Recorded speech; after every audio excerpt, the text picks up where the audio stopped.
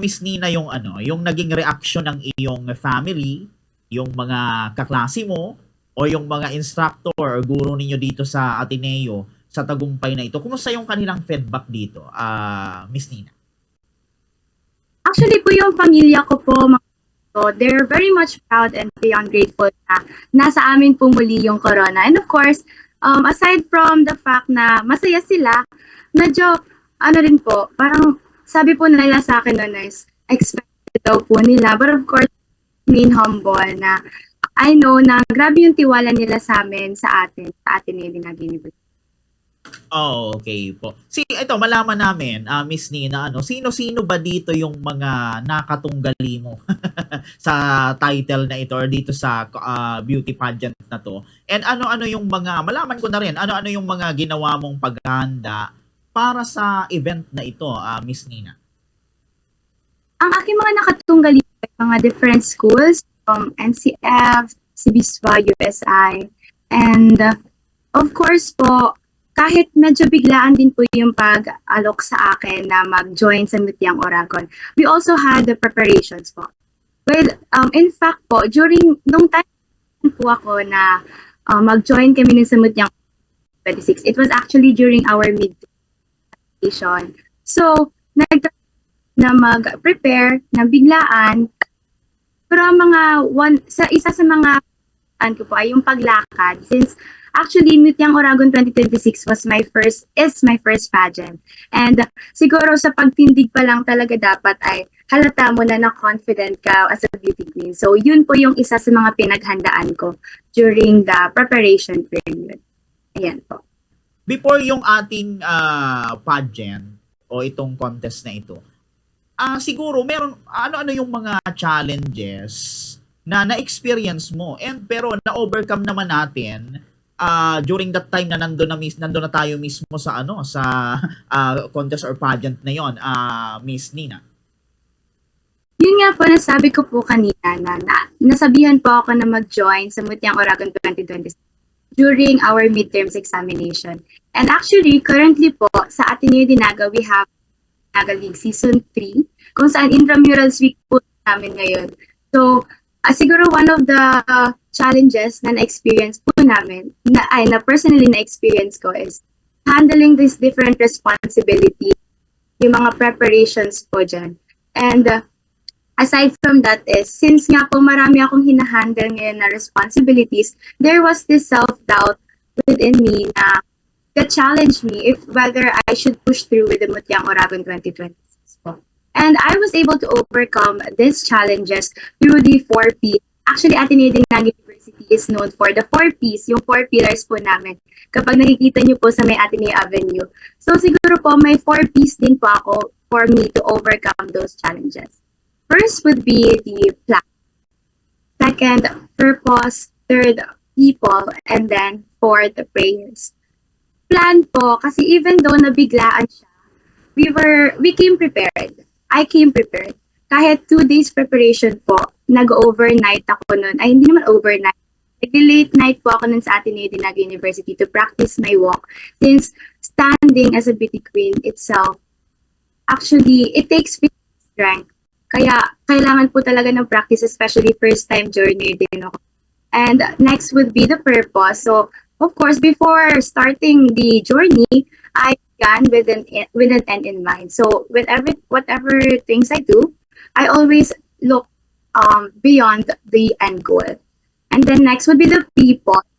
I was able to overcome the challenges because I had the Ateneo Dinaga University community supporting me all throughout.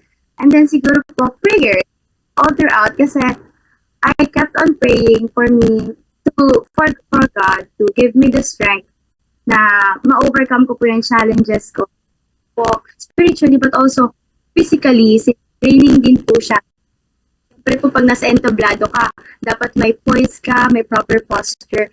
And so dapat po, you need to have the strength, the mental, every holistic strength para maging beauty good. Ang dami nang nasabi. Yo, okay lang yan, Miss Nina. Mamaya pasasampulin ka namin, Miss Nina. Hindi, joke lang. Anyway, Miss Nina, ipasa ko naman ang spotlight dito sa aking kasama ngayon, ano, para makapagtanong sa iyo si Bombo Kim. Okay, Bombo Kim? Ayun na, good morning ulit Miss Nina, Bobo Kim Ramos, and welcome sa Good Morning Philippines. Don't worry, wala pong timer ang ating question. You can answer all you want sa oras na hawak natin.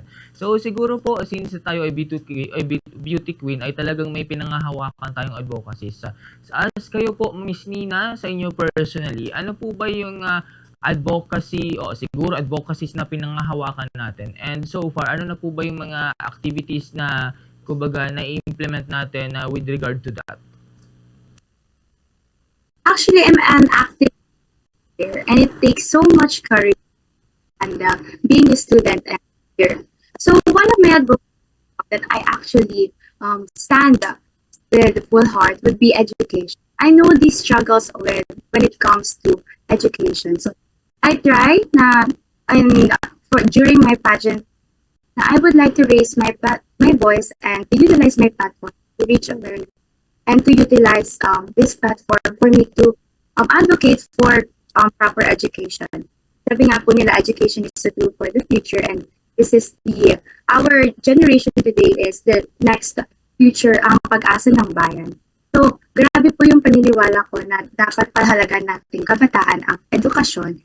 And siguro ang mga nag-forms ko po is, as an active student leader, we have these different seminars, workshops inside Ateneo Dinaga University, wherein na-enhance din po ang skills and development ng mga students through voluntary exam, like that po. And I think it takes that platform for us to know na how to balance academics with our holistic growth. And recently po, may mga pinag-practice kaming activities ng team ko po sa may mga friends din po ako na nag-prepare na activities for Women's Month this March 27-28 sa San Felipe po. So I will later invite you po sa aming event dyan. And yes po, I think one of my advocacies would be holistic growth and of course the importance of education. Ayan ma'am, Miss Nina, speaking of education, as kumbaga as a student leader, if hindi tayo nagkakamali, ano po ba yung nakikita nating kumbaga concern sa ating kumbaga specific concern sa education, and ano po yung mga masasuggest nyo kumbaga na dapat i-implement para i-improve yung ganung situation? The challenges po. I think one of the challenges hindi po lahat ng target ang holistic growth ng students. I think education should not be the four corners of the classroom. I think education should also give hands-on experience for the students for us to learn to gain real-life experiences. So I think na ang education na dapat hindi lang po nababasa sa libro, kundi dapat yung mga activities, mga education na binibigay natin is more on the hands-on experiences. And that these experiences should allow these students to grow holistically. Na hindi lang dapat po utak ang na-enhance natin, but of course, holistic well-being ng mga students. Well, talagang ma'am, ang education ay multifaceted Pero siguro para maiba, and last question bago ko po ipasa kay Bombo Care itong ating bola sa pagtatanong, ay ma'am, bukod po sa pagiging beauty queen, ay ano po ba yung talagang pangarap natin na maging as kumbaga professional someday po? Actually po, I am currently a second year SBA Legal Management student from Ateneo Dinaga University. And I aspire to be a lawyer in the future. But of course, along the way, I would also like to be a teacher. That's why I'm an avid advocate for education. Kasi sa personality ko po talaga, I like communicating. Gusto ko po, marami po akong nakakahalubilo mga tao. And ayun po, I'd want to be an educator and of course, a lawyer in the future. Teacher, lawyer, Bombo Care, mukhang may makakausap tayo na naman na attorney na someday, So, siguro ipapasa ko na po kay Bombo Care ang mga katanungan. Ito, balik sa akin, Miss Nina, Ito, mai-clarify ko lang. Lagi kayong sumasali, Miss Nina, sa beauty pageant. Tama? Hindi po actually. Hindi po actually, because yung Mutyang Oragon po, yun po yung first pageant outside the school. Ang mga naging experiences lang po siguro was the Miss Intramurals when I was in high school, and yung last year I was the ABBS Grand Ambassador, wherein ambassador po ako ng co-curricular organization namin, which is the Association of Bicol Business Students Naga, Ateneo de Naga Chapter. Yun po. Eto, pero ano ba yung ito nga first time mong sumali dito sa sa pageant na ito. Ano ba yung kagandahan na naidudulot nito sa mga kabataang tulad mo sa pagsali sa ganitong mga pageant, Miss Nina? I think pageantry po should, an idea towards pageantry should be debunked na puro lang ganda ang pageantry. Of course, nandyan na po yung physical na maganda. But of course, pageantry gives us the opportunity to speak up for causes that needs to be spoken of. We have pageantry is a great opportunity, a great platform for us beauty queens to raise awareness and to utilize this platform for us to use our advocacy for greater means po. And I think aside from that is pageantry would also inspire people to voice out na po yung mga certain causes na nais nilang ipaglaban.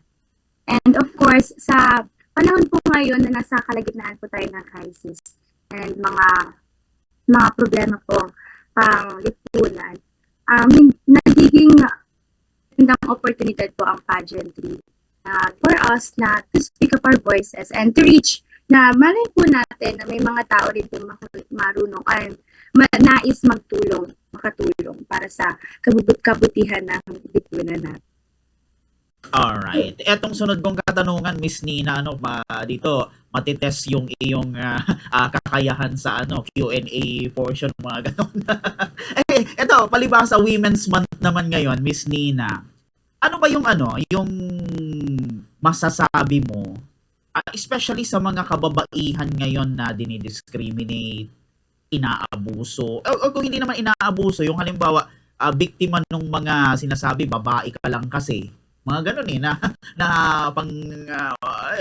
mga pang-discriminate na ganun. Ano ba yung ating komento doon, Miss Nina?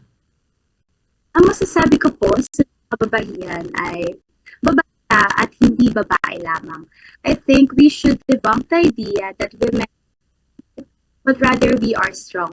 And we are strong by speaking up na kapag sa tingin po natin tayo ay nasasaktan or tayo po ay na discriminate, we should not hesitate to speak up with our voice because we can be. And aside from that po is that women should be given the opportunity to stand on their own feet. And I know po sa generation po namin ngayon, us women are actually doing this already. We are actually going through bigger causes po. Alright. Ito mga mga karagdagang katanungan na lang, Miss Nina, may balak ba tayong mag-join sa iba pang mga beauty pageant? Halimbawa yung sa Binibining Pilipinas, mga ganyan. Or dito sa Naga, ngayon malapit na yung yung Peña Francia. May plan ba tayong ganon, Miss Nina? If I am given the opportunity, I would gladly accept.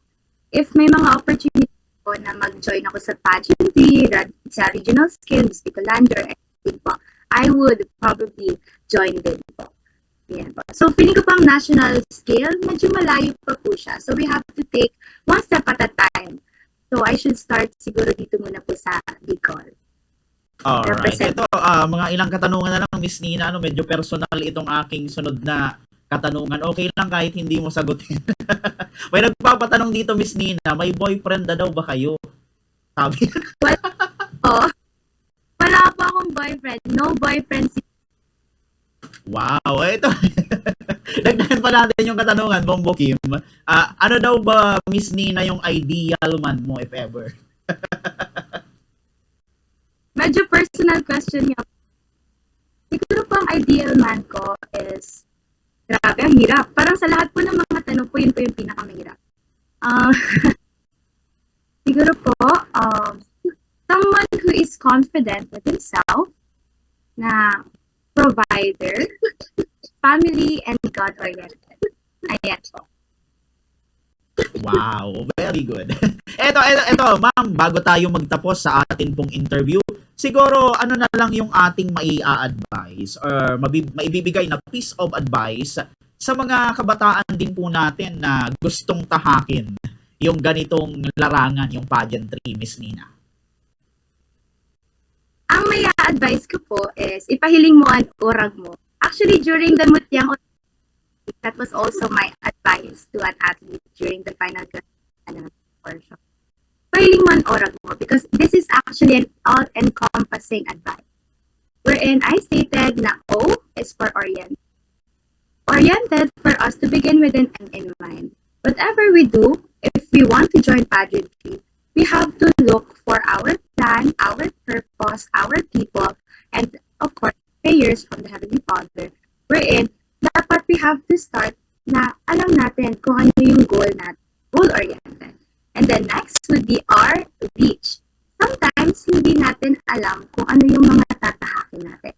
We have to reach out from the people around us. We have to look for mentors na magsasuggest natin if this is the right path. Or also, we can reach in a way na we can reach the people around us for us to utilize our platform for greater causes if ever we join pageantry or this larangan. A is action. Kahit anong plano, we need this action. We have to take action. Kasi plans are just words or just vision. We need to take action to utilize or to make our vision into a reality. And G, grit. Whatever happens, we have to ensure na nandito yung tiwala natin. Even if we fail, this is only the first attempt in learning.